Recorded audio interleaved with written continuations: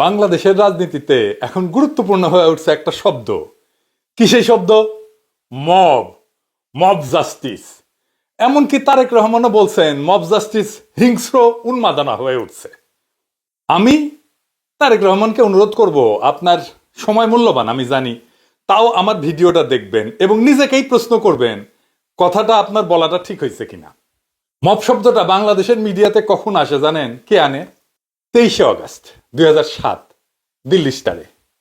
কি হয়েছিল সেই 23শে আগস্ট এটা বোঝা দরকার। তাছাড়া আমরা এই শব্দটা কিভাবে রাজনৈতিকভাবে ব্যবহার হচ্ছে এবং ভবিষ্যতে এই শব্দটা কি সমস্যা তৈরি করতে পারে সেইটা আমরা বুঝতে পারবো না। আসেন এটা আমরা একটু বুঝে দেখি। আজকের তরুণরা হয়তো জানেন না, 2007 সালের 11ই জানুয়ারি 111 সরকার প্রতিষ্ঠা হয়, যেন বাংলাদেশকে হাসিনার মাধ্যমে ইন্ডিয়ার হাতে তুলে দেওয়া যায় উপঢৌকন হিসাবে। 111 ছিল ইন্ডিয়া আর আমেরিকা প্রযোজিত বাংলাদেশের এক অন্ধকার রাজনৈতিক অধ্যায়। এর মাধ্যমেই শুরু হয় হাসিনার ফ্যাসিবাদ। 2007 সালের 20শে আগস্ট ঢাকা বিশ্ববিদ্যালয়ের ছাত্রদের সাথে সেনা সদস্যদের কথা কাটাকাটি হয় খেলার মাঠে। এর ফলশ্রুতিতে একজন ছাত্রকে সেনা সদস্যরা মারধর করে। এই ঘটনা দ্রুত ক্যাম্পাসে ছড়ায় পড়ে। ছাত্ররা বিক্ষোভে ফেটে পড়ে। তারা দায়ী সেনা সদস্যের ক্ষমা চাওয়ার দাবি জানান, কিন্তু তাদের দাবি সুরাহা না হয়, কর্তৃপক্ষ যথাযথ পদক্ষেপ না নেওয়ায় পরিস্থিতি জটিল আকার ধারণ করে। ছাত্রদের এই স্বতঃস্ফূর্ত আন্দোলন ক্রমেই বেগবান হতে থাকে এবং শিক্ষকেরাও তাদের সাথে একাত্মতা প্রকাশ করে। দাবানলের মতো সারা বাংলাদেশের শিক্ষা প্রতিষ্ঠানগুলোতে ছড়ায় যায় এই আন্দোলন এবং তার সাথে সাথে জনতারাও যুক্ত হয়, ঠিক একইভাবে 2024-এর জুলাই আগস্ট বিপ্লবের মতো। ছাত্রদের শান্তিপূর্ণ আন্দোলনে আইন শৃঙ্খলা রক্ষাকারী বাহিনী, বিশেষ করে পুলিশের বল প্রয়োগের ফলে পরিস্থিতি ভয়াবহ রূপ নেয়। সারা দেশ ফুঁসা ওঠে, ঠিক বর্ষা বিপ্লবের মতোই একই ঘটনা একই রকম ভাবে ঘটছিল। সব সরকারি স্থাপনা একের পর এক আগুন লাগায় দেয় বিক্ষুব্ধ ছাত্র জনতা। এই ছবিটা সেই সময়ের এক আইকনিক ছবি। এভাবে আর্মি পলাইছিল। পুলিশ আর্মি পলায় ছাত্র জনতার মাইর খাইয়া এই সংঘাত চলে 23শে আগস্ট পর্যন্ত। 23শে আগস্ট কারফিউ আর জরুরি অবস্থা জারি করা হয়। এই আন্দোলনের মূল চালিকা শক্তি ছিল ছাত্র শিবির। এই যে খমিনি হেসান আছে না, আমার মুন্ডুপাত করে কিছুদিন পর পর ফেসবুকে, ওই ছিল একজন নেতা ওই আন্দোলনের, তখন শিবির করত। এই 23শে আগস্ট জরুরি অবস্থা জারি কইরা ঝাঁপায় পড়ে আর্মি আর পুলিশ ছাত্রদের উপরে রাত্রিবেলা। ওই দিন ডেইলি স্টার এই মব সংক্রান্ত নিউজ করে। এই নিউজের উদ্দেশ্য হচ্ছে এরপরে যে ক্র্যাকডাউন করবে আর্মি আর পুলিশ, তার পক্ষে বৈধতা উৎপাদন করা। ওই রাতে আর্মি ব্লক রেড দেয়া, ছাত্রদের বেদম পেটায় সমস্ত যতগুলো মেস ছিল, যতগুলো হোস্টেল ছিল ছাত্রদের সবগুলোতে। আজিজ সুপার মার্কেটের উপর তলায় তখন অনেক ছাত্র থাকতো, এদের প্রত্যেকের ধরে বেদম পেটায়, হাত পা ভেঙে দেয় একেবারে। জুলাই আগস্ট বিপ্লবের টাইমে যেইভাবে আর্মি পুলিশ ব্লক রেড দিছে, একইভাবে ওই সময় পারিছিল, 2024-এ পারে নাই। এটাই যা তফাৎ। এরপরে ইউনিভার্সিটির টিচারদের অ্যারেস্ট করে। একই সময় রাজশাহী ইউনিভার্সিটির 8 জন টিচারকে অ্যারেস্ট করে, তাদের রিমান্ডে পিটায়। মলয়ভৌমিক সিনিয়র প্রফেসর একজন, এখন রিটায়ার করছে, রাজশাহী ইউনিভার্সিটির টিচার, তার একটা সাক্ষাৎকার আছে কিভাবে তাকে নির্যাতনের আগে নানা পরীক্ষা নিরীক্ষা করা হইতো, ইসিজি করা হইতো, হার্টের পরীক্ষা করা হইতো, যে ডাক্তাররা এটা করতো যে কতটুকু পর্যন্ত নির্যাতন সহ্য করতে পারবে। এই যে শিক্ষকদের রিমান্ডে নিয়ে নির্যাতন, এটা আর কখনো হয় নাই, এটাই প্রথম, এমনকি বাকশালের আমলেও হয় নাই। এই নিপীড়নের বৈধতা উৎপাদন করছিল সেই ডেইলি স্টারের মব টাইটেলের নিউজ। এবং এই 111-এর এই সময়টাই ছিল হাসিনার শাসনের ড্রেস রিহার্সেল। ওইখান থেকেই শেখে কিভাবে বিক্ষোভ দমাইতে হয়। এমন প্রশ্ন করতে পারেন, একটা পত্রিকার টাইটেলই কিভাবে হত্যার বৈধতা উৎপাদন করতে পারে? আসেন বিষয়টা বুঝে দেখি। ভাষা, এই যে আমরা কথা বলি, এটা শুধু যোগাযোগের মাধ্যম না, আমরা এটা দিয়ে শুধু মনের ভাবই প্রকাশ করি না। ভাষা এক ধরনের ক্ষমতা। ভাষা দিয়া বাস্তব নির্মাণ করা যায়। কোন ঘটনাকে ন্যায় বা অন্যায়, তার অস্তিত্বকে বৈধ বা অবৈধ, এটা প্রমাণ করা যায়। ইংরেজিতে কয় যে language is not just representational, it is performative. ইংরেজি যেহেতু কইছে, ঠিকই কইছে, তাই না? তার মানে ভাষা শুধু বর্ণনা করে না, তা কিছু ঘটায়ও ফেলে। আপনি যখন কোনো জনগোষ্ঠীকে সন্ত্রাসী, উগ্র, অসভ্য, মব এটা বলবেন, আপনি শুধু শব্দ বলেন না, আপনি একটা ন্যারেটিভ তৈরি করেন। এই ন্যারেটিভ তাদের মানবিক মর্যাদা কাইরা নেয়, আর সেই ন্যারেটিভের ভিত্তিতে নির্মাণ হয় তাদের উপরে সহিংসতা করার বৈধ কাঠামো। দেখেন 2024-এ বর্ষা বিপ্লব চলতেছে, তখন ডেইলি স্টার এডিটোরিয়াল লিখলো ইংরেজি যেহেতু কইছে, ঠিকই কইছে, তাই না? বাংলা করে দিই তাহলে বুঝবেন ঠিকই কইছে কিনা।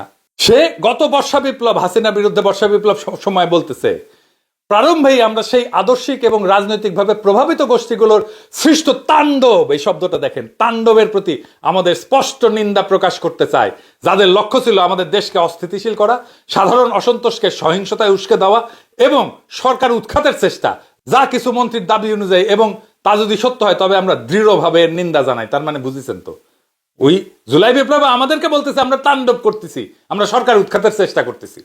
এটা 26শে জুলাইয়ের কথা। হাজার ছাড়াই নাই সেই সময়ের মধ্যে মৃতের সংখ্যা, মানে ছাত্র জনতার তাণ্ডব করেছে।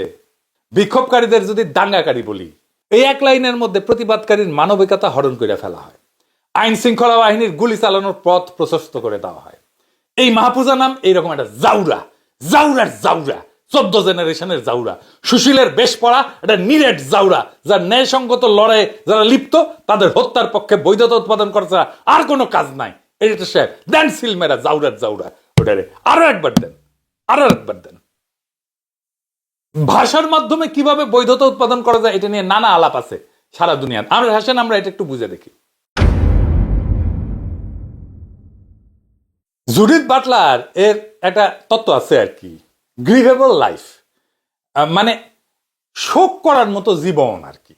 উনি বলতেছেন কিছু জীবন আমাদের কাছে মূল্যবান, যার জন্য শোক করা যায়, যার জন্য আমরা কান্নাকাটি করি, যাদেরকে হারায় ফেললে আমরা কাঁদি, ইংরেজিতে কইছে গ্রিভেবল। আর কিছু জীবন হারাইলে সেটা শোকের উপযোগী না, আমরা শোক করি না, বরং আনন্দ করি। যদি কাউকে ভাষার মাধ্যমে অমানুষ, বর্বর বা সভ্যতা বা রাষ্ট্র বা সমাজের জন্য হুমকি হিসেবে উপস্থাপন করা যায়, তাহলে তাদের মৃত্যু আমাদের অনুভবে মৃত্যু হিসেবে আর বিবেচিত হয় না। যেমন এক ফিলিস্তিনিকে যখন টেরোরিস্ট বলা হয়, তার উপরে বোমা ফেলা হইলে তাতে বিশ্বের বিবেক কাঁপে না, কিন্তু এখন ইসরায়েলি বেসামরিক মানুষকে ভিকটিম বলা হইলে তার মৃত্যু দুঃখজনক হয়ে ওঠে। ফুকো দেখাইছেন আধুনিক রাষ্ট্র নিজেকে ন্যায়বান হিসেবে উপস্থাপন করতে ভাষাকে ব্যবহার করে। রাষ্ট্র রাষ্ট্র রাষ্ট্র নিজেকে ন্যায়বান হিসেবে উপস্থাপন করতে ভাষাকে ব্যবহার করে। রাষ্ট্র বলে আমরা আইন প্রয়োগ করছি, কিন্তু তারা গুলি চালাইতেছে, মানুষ মারতেছে। সে বলবে না আমরা মানুষ মারতেছি, সে বলবে আমরা আইন প্রয়োগ করতেছি, শান্তি ফিরাইতেছি। এইভাবে সে ভাষা দিয়ে সহিংসতাকে বৈধতা দেয়। জর্জিও আগামবেনের একটা গুরুত্বপূর্ণ ধারণা আছে, হোমোসেকার। আগামবেন বলেন যে আধুনিক রাষ্ট্রে এমন কিছু মানুষ তৈরি করে যাদের হত্যা করা যায়, যাদের হত্যা করলে সমাজ রাষ্ট্রের কোনো কিছু যায় আসে না, সেটাকে হত্যা হিসেবে ধরাই হয় না, কারণ তারা আইনের বাইরে থাকে। যেমন ধরেন ইসলামপন্থীদের বলা হয়েছে জঙ্গি, এদের মাইরে ফেললে কোনো সমস্যা নাই, তাহলে তাদের মরদেহ আর লাশ না। 2013 সালে 5ই মে ঢাকায় এক রাতে কয়েকশো আলেমকে মেরে ফেলছিল না হাসিনা? সেটা ঢাকায় নাগরিকদের মধ্যে দাগ কাটেনি কেন? তারা হোমোসেকার, তারা খরচযোগ্য, তাদের হত্যাযোগ্য, তাদের হত্যা করলে কোনো শোক হবে না। ঠিক একইভাবে এই যে ব্ল্যাক লাইভস ম্যাটার আমেরিকায় যে আন্দোলন হয়েছিল না, মনে আছে না? এই আন্দোলনকারীদেরকে লুটার বলা হয়েছিল, এরা লুটপাট করতেছে। আর ক্যাপিটাল হিলে যে ট্রাম্পের গুন্ডারা যে দখল করছিল, ভাঙচুর করছিল, মাইকধর করছিল, গোলাগুলি রক্তারক্তি করছিল, ওদেরকে প্যাট্রিয়ট বলা হয়। তা আমরা সবাই বলি যে রাষ্ট্র গুলি চালায়, পুলিশ লাঠি চালায়, ট্যাঙ্ক নামে, কিন্তু খুব কম মানুষ বোঝে যে এই সহিংসতা শুরু হয় আসলে একটা নিরীহ শব্দ দিয়ে। এই মব, এইটা দিয়ে শুরু হচ্ছে সহিংসতা। উস্কানিদাতা, দুষ্কৃতিকারী, রাষ্ট্রবিরোধী শহীদ আমিনের নিথর দেহ যখন ওই রায়টকারের উপর থেকে ফেলে দিচ্ছে না পুলিশ, তখন বলতেছে না দুষ্কৃতিকারী, বলতেছে না, মনে আছে না? তখন কিন্তু ছেলেটা বেঁচে ছিল। এইসব শব্দে লুকায় থাকে ট্যাঙ্কের আওয়াজ, গুমের নিঃশব্দতা আর গুলির শব্দ। ভাষা কখনো নিরপেক্ষ না। ভাষা হলো রাষ্ট্রের সবচেয়ে সূক্ষ্ম অস্ত্র। এই ভাষার এই ব্যবহারের কাজ করে 4টা ধাপে। প্রথমত তাকে লেবেল করে, একটা ছাপ্পা মেরা দেয়, উগ্রপন্থী, দেশদ্রোহী, মব। 2 নাম্বার, তার মানবিক মুখশ্রীটাকে খুলে নেয়, এরা মানুষ না পশু, এরা ক্যান্সার, এদের নির্মূল করতে হবে। 3 নাম্বার, ভয় উৎপাদন করে, বলে এরা আমাদের সমাজটাকে ধ্বংস করে দেবে। 4 নাম্বার, ওর উপরে যে ভায়োলেন্সটা করবে, সহিংসতা করবে, সেই ভায়োলেন্সটাকে সে লেজিটিমাইজ করে, বৈধতা দেয়, তাদের বিরুদ্ধে শক্তি প্রয়োগ করা জরুরি। এভাবেই তৈরি হয় প্রতিপক্ষ হত্যার নৈতিক জায়গা তৈরির ভাষা। তো সাম্প্রতিক কালে মব বলা শুরু হইলো কখন? ওইটা তো 2007 সালে। আসেন এটা একটু খুঁজে দেখি। এটা শুরু হয় সেপ্টেম্বরে। আপনি খালি দেখেন মব কি, মব জাস্টিস কি, এটা নিয়ে মিডিয়াগুলো পিএইচডি করা শুরু করেছে। এডিটর সাহেব একটু দেখান না, এক এক করে ঠাস ঠাস করে ফেলবেন আর দেখাবেন। আর প্রথম আলো দেখান, ওই যে কতগুলো ছাপিচ্ছে দেখেছেন মব নিয়া। 2 দিন আগে শফিককে জিজ্ঞেস করেছে সাংবাদিক মব নিয়া সরকার কি করতেছে? তখন এই সাংবাদিকের নাম মুক্তাদির, নিউজ 24 এর সাংবাদিক।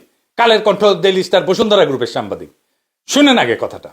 আপনি মবটা কি, তৌহিদি জনতা কি, এগুলো একটু আমাকে এক্সপ্লেন করেন। আমি প্রত্যেকটা এক্সপ্লেন করতে পারবো আপনাকে। হ্যাঁ হ্যাঁ প্লিজ বলেন। যে গোষ্ঠী ডেইলি স্টারের সামনে যে কোরবানি দেয় বা গরু জবাই করে তাদেরকে মব বলছি। ওর চেহারা দেখায়নি, কথা শোনা গেছে। ও কাছে ডেইলি স্টারের সামনে গরু জবাই যারা দিছে তারা মব। বসুন্ধরা আর প্রথম আলো মিলে গেছে, দেখেছেন? এখন এই হারামজাদা ওই ডেইলি স্টারের সামনে গরু ফেলে জব করলে এটা মব হয় কেমনে? ওটা কি ডেইলি স্টারের বাপের জায়গা যে ওখানে গরু ফেলে জব করা যাবে না? ওর সামনে তো 1000 গরু জব করা হবে এরপরে। এবার আসেন দেখি মব শব্দটা আসলে কাদের ব্যবহার করা শব্দ, কে আসলে ব্যবহার করা শিখাইছে এদেরকে, এদেরকে কারা শিখাইছে, তাহলেই বুঝবেন কার সাথে কার টিকি কোথায় বাধা আছে। এই মব শব্দটা হিন্দুত্ববাদীদের তৈরি শব্দ, ইন্ডিয়া তৈরি করছে। ভারতে মব শব্দটা বিজেপি ঘনিষ্ঠ হিন্দুত্ববাদী মিডিয়াগুলো প্রায়শই মুসলমানদের বিরুদ্ধে ব্যবহার করে অতিমাত্রায়, এবং এটা শুধুমাত্র বর্ণনার শব্দ না, এটা একটা রাজনৈতিক ফ্রেমিং এর একটা কৌশল। এবার বুঝেছেন তো কেন মাহফুজা নাম 2007 সালে মব শব্দ ইউজ করেছিল? কই থেকে শিখিছে? ওই ইন্ডিয়া শিখে দিছে, শিখে দিছে, ভারত শিখে দিছে ওরে দিল্লি স্টার। বুঝেছেন তো কেন করে দিল্লি স্টার বলি আমরা? আর এখন কারা ইউজ করতেছে আর কেন ইউজ করতেছে, আসেন দেখি। আপনারা জানেন যে ট্রাম্প যখন দিল্লি গেছিল না, তখন মুসলমানদের উপরে ঝাঁপে পড়েছিল না হিন্দুত্ববাদীরা, মারা গেছিল 53 জন। 53 জন মারা গেছিল, যার মধ্যে 36 জন মুসলমান। আর দেখেন ইন্ডিয়ার বিজেপির মিডিয়া বলতেছে মুসলমানরা মব, দেখেছেন? তারপরে এই যে সিএফজে রিপোর্ট, তারা বলতেছে একজন হিন্দু প্রত্যক্ষদর্শী অভিষেক শর্মার বরাত দিয়া যে মুসলমান মব এটা করছে। এই রিপোর্টের কোথাও পাবেন না হিন্দু মব কথাটা আছে। মারা গেছে মুসলমানরা বেশি আর মব মুসলমান। আবার এখানে দেখেন করছে যে মুসলিম মব অ্যাটাক করলে পুলিশ ডেকআপ পাওয়া যায় না, দেখেছেন? 5ই আগস্ট থেকে ইন্ডিয়ার হিন্দুত্ববাদীরা আমাদেরকে জিহাদি মব বলতেছে। যে দেখেন ওই জিনিসটা নিচে এই বাংলাদেশের হিন্দুত্ববাদীরা মোদির ফুয়াগুলা, মোদির পাঁচাটা কুত্তাগুলা এটা নিচে মুসলমানদের জিহাদি মব বলে। দেখেন, আর শুধু তাই না, ওরা জিহাদি মব বলে একটা আলাদা ক্যাটাগরি করছে, হিন্দুত্ববাদী পোর্টালে আলাদা ট্যাগ করেছে, দেখেছেন? ইউকেতে মারা খেলে ওরা বলে মব বলে মুসলমানদেরকে, দেখেছেন? তার মানে বুঝেছেন তো মব কি জিনিস? বাংলাদেশের সাধারণ মুসলমান হইতেছে মব। এবার বুঝেছেন তো? আপনি মব ভায়োলেন্স বলে গুগলে সার্চ দেন, এডিটর সাহেব দেন না সার্চ, টপ স্টোরি দেখেন বাংলাদেশের সব, দেখেছেন? এটা সাহেব যে মোর স্টোরিজে ক্লিক করেন না, হ্যাঁ দেখেন 10টার মধ্যে 7টা বাংলাদেশের। তার মানে সাকসেসফুলি সে তার ন্যারেটিভ তৈরি করে ফেলেছে। যে ন্যারেটিভ সে তৈরি করেছিল জঙ্গি বইলা, ইসলামিক টেরোরিস্ট বইলা, সেই ন্যারেটিভ সে তৈরি করে ফেলছে মব বইয়া। এখন মারবে সেও, এখন মারা শুরু করবে। এখন মব ন্যারেটিভ তৈরি করার প্রয়োজন কেন হইল? ওই যে হুদারে ধরিছে না, গলার জুতার মালা দিছে, মুখে ধরে জুতার বাড়ি দিছে, তো তাদের তো পিটায় মেরে ফেলেন নাই। আমি সবাইরে বলতেছি, যারা আইন জানেন তাদেরকেও বলতেছি, আর ধরেন আমি যদি মতিউর রহমানকে পড়াশ পড়াশ করে থাপ্পড় মারি, আর মতিউর রহমান যদি ঘুরে উল্টা পড়লো নি, না না আমি করছি না যে এটা হবেই, কিন্তু হতেও তো পারে। বা ধরেন মাহফুজা নাম, ওই সামনে গিয়ে দিলাম থুতু, আর আশেপাশ থেকে দিলা থুতু, না না এটা হবেই করছি না, কিন্তু হতেও তো পারে। তো ও তো ওই মামলা করবি যে আমাক থাপড়াইছে, করুক, আদালতে আমার শাস্তি কি হবি? 3 মাসের জেল হবি সর্বোচ্চ। তো আমি যদি 3 মাসের না আরামের থাক পারছি তাই, তাহলে তো মতিউর রহমানকে থাপড়ায় জেলে দেওয়া একটা গুড ডিল, তাই না? কিন্তু বাঙ্গ সুশীল প্রগতিশীলরা তো এই শাস্তিতে খুশি না, ওই যে মেরে ফেলবার চায় মব কইয়া আমাক। এখন অনেকেই কবি যে দাদা আপনি সত্যি মতিউর রহমানকে থাপড়াইতে চান, পারবেন? হ্যাঁ, দেশে গেলে আমি ডেইলি রুটিন করে থাপড়াইতাম একজন একজন করে। লিস্টের উপরে থাকতো মতিউর রহমান আর মাহফুজা নাম। আমার লিস্ট আছে, হ্যাঁ, কাক কাক থাপড়ানো লাগবি, কে কে আছে লিস্টে। হ্যাঁ, আর ওই যে আর একটা আছে যে নাজমুল হাসান কলিমুল্লাহ, উকরা থাপড়ে না, ওই আবার নাকি অনারারি কর্নেল, ওই আর্মির নাকি, তো থাপড়ানো যাবি না। একটা মিলিটারি একটা সম্মান আছে না, ওর জন্য একটা AK-47 নিমু, তারপরে মাটির পেরে ফেলে না, ওর AK-47 এর নল ঢুকে দেবো, তারপর না না না না ট্রিগার টানবো না, ট্রিগার টানবো না, গোয়ার মধ্যে ঢুকে দিয়ে না ইনকে ইনকে ইনকে ইনকে করে ঘুরালাম। এই মাদারচোদের জন্য তো বন্দুকের গুলি খরচা করাটাই অবশ্যই। ওর সমস্যা তো কুরকুরে নি, ওর জন্য স্পেসিফিক থেরাপি এটাই। 1 টিকিটের 2 ছবির মতো আমরা ক্ষুদ্রকালে দেখতাম আর কি, বুঝছাও? এটাও 1 টিকিটের 2 ছবি, ওর কুরকুরে নিও কমলো, আমিও না মজা পেলাম, বুঝছাও?